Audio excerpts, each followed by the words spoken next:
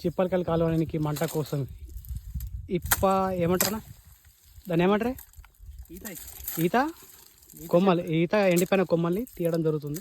ఆ ముళ్ళు నాకు తెలిసి కూడా కట్టడం కొడుతున్నాడు తీస్తున్నాడు కానీ చేతులు నిరిగిపోతున్నది. కొట్టకు లాగు అట్లా అంటే కత్తి తీసుకొస్తుంటాయి కదా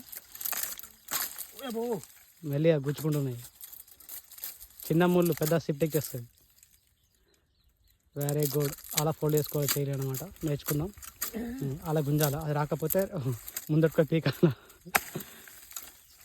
కట్ట నిరిపోదా